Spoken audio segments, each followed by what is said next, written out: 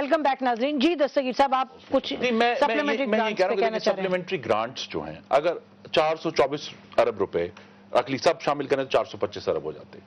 अब 235 तो हम वो स्टेट ओन्ड एंटरप्राइज जो ओशन ऑफ रेड इंक है, पाकिस्तान रेलवे, पाकिस्तान स्टील, ठीक है, उसके अलावा 190 अरब रुपए के एक्स्ट्रा एक्सपेंडिचर्स हैं, ठीक।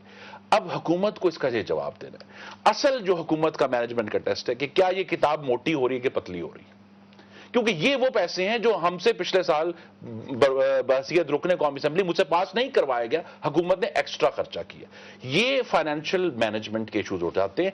दूसरे जो मैनेजमेंट के इशूज हैं वो ये, फॉर एग्जांपल अगर आप गौर करें कि एक तरफ तो इस हुकूमत ने डीवैल्यूएशन की कि जी हम अपनी एक्सपोर्ट्स को जो है कंपैरेटिव बनाएं, दूसरी तरफ मुसलसल हुकूमती इकदामात की वजह से कॉस्ट पुश इन्फ्लेशन भी हो रही कि भी आप एक तरफ कहते हैं कौन से इकदामात, लेकिन बिजली की प्राइस में राइज, गैस की प्राइस में राइज, ये तो आईएमएफ ज़दा बजट है। तो फिर यही बात है ना, एक तरफ आईएमएफ आपको कहता है कि आप डिवैल्यू करें, दूसरी तरफ वो तो फिर आप टैक्स दें ताकि आपको उनके पास ना जाना पड़े। तो ये तो मसला अपना ही है। अब वही बात है, जो टैक्स कलेक्शन अथॉरिटी है एफबीआर, उसमें ऑडिटर जनरल ऑफ पाकिस्तान ने 2007-8 की जो फिगर्स रिलीज की हैं, 101 अरब रुपए की करप्शन।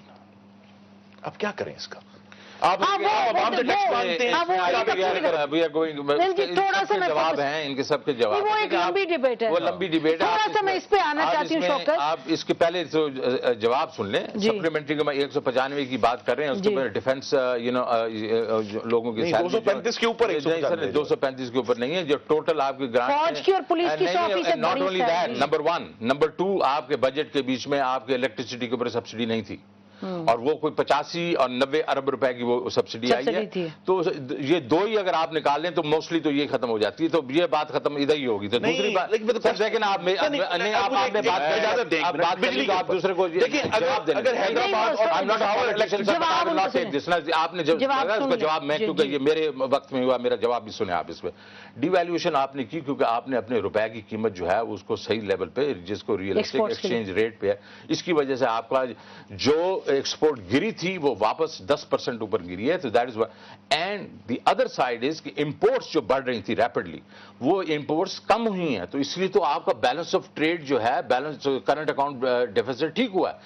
कॉस्ट पुश की जब ये बात कर रहे हैं कि ये जो प्राइसेस वगैरह है, जाहिर है ये प्राइसेस जो हैं वो इसलिए हुई हैं कि आपने जो आपकी कॉस्ट और प्रोडक्शन बढ़ी है, और उसके ऊपर तो मैं भी अपोनेंट हुआ हूं कि भाई मिक्स को ठीक करें आप।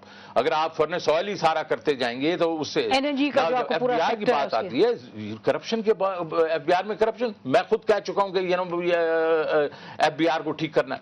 लेकिन हैविंग सेड दैट, इस पिछले साल के बीच में अगर उनको सारा उनको दोष देना चाहते हैं वो मत दीजिए।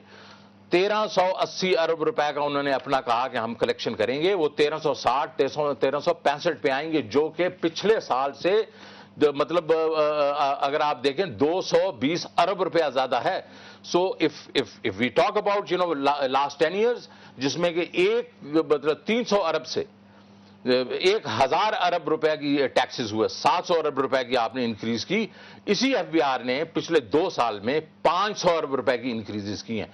तो कुछ क्रेडिट किसी को देना चाहिए, but we have to do more. देखिए ना, इस वक्त आपका 55% है डेट टू जीडीपी रेशियो, और मैक्सिमम आप जा सकते हैं 60%। बट आप 60% जा सकते हैं, ये बट ये भी आपको समझ होनी चाहिए कि ये जो पिछले 2 साल गुजरे हैं, ये 2 साल जो गुजरे हैं, these are not normal time. You must understand, Greece की जो tax to GDP ratio, debt to GDP ratio 130, UK is 110, US is going more towards 120। There is no country in the developing countries which is less than 80%। ना हमें 55% क्यों? आपके पास avenues क्या थे? ये बड़ी बातें करते हैं कि जी हमने पिछले 2 साल के बीच में हमने 4-4.5% पे ही डेट लिया है ना हमारे। क्या मैं अपनी प्राइवेटाइजेशन कर सकता था उस वक्त जबकि मार्केट ही बिल्कुल नहीं थी? क्या मैं और कोई रेवेन्यू हमने ग्रो करने की कोशिश की है? What I am saying is कि now 55% is there, but we must bring it down, and I like to see कि अब दुनिया क्या करती है। अच्छा, ये तारिक अजीम सर ये बताइए कि थोड़ा सा तरजीहात पर आते हैं कि हमने कहा था अवाम पर इसका क्या इम्पैक्ट होता है। जो एलोकेशन है बजट में, इसमें تو ڈیفینس کی ہے 442 ارب روپیہ، اور جو ایجوکیشن کی ہے ایلوکیشن وہ ہے 21 ارب روپیہ، اور جو ہیلتھ کی ہے وہ 17 ارب روپیہ. یہ ہمیشہ اسی طرح رہے گا؟ جی یہ ہماری پرابلم رہی ہے اوور دا ایئرز، اور میں کسی ایک حکومت کو اس کا گناہ گار نہیں کہوں گا. کانسٹنٹلی یہ ہوتا ہے. عوام کیا چاہتی ہے؟ عوام چاہتی ہے مہنگائی کم ہو، عوام چاہتی ہے کہ اس کی بچوں کو، اس کی ماں کو اس کا علاج ٹھیک طرح ہو سکے، اس کے بچے اسکول جا سکیں، جو بیسک ان کی نیسیسٹیز ہیں وہ زیادہ نہیں ان کی ایکسپیکٹیشن. یہ ویری لکی، بڑی صبر والی قوم ہے ہماری. لیکن انفارچونیٹلی جو ہم ایلوکیشنز وغیرہ جب ہم ہوتی ہے مجبوری کے تحت یا سرکمسٹانسز ایسے کریٹ ہو جاتے ہیں کہ وہ نہیں کر پاتے. لیکن بہرحال یہ دو سیکٹرز ایسے ہیں، تعلیم اور صحت، جس پہ ہم اگر کوشش کریں تو ہم اس پہ انکریز کر سکتے ہیں اور کرنا چاہیے ہمیں. اب اس میں اگر نہیں کر رہے ہم تو اس کی وجوہات ہونی چاہیے. اور اگر میں چلتا اس میں کہتا چلو میرے بھائی نے بالکل ٹھیک کہا، اور جب انہوں نے خط لکھا تھا 20 نومبر کو 2008 کو IMF کو، جس میں ہمیں کمٹ کیا گیا تھا، and I must be very honest, جب میں نے اس کو ریز کیا تھا سینٹ میں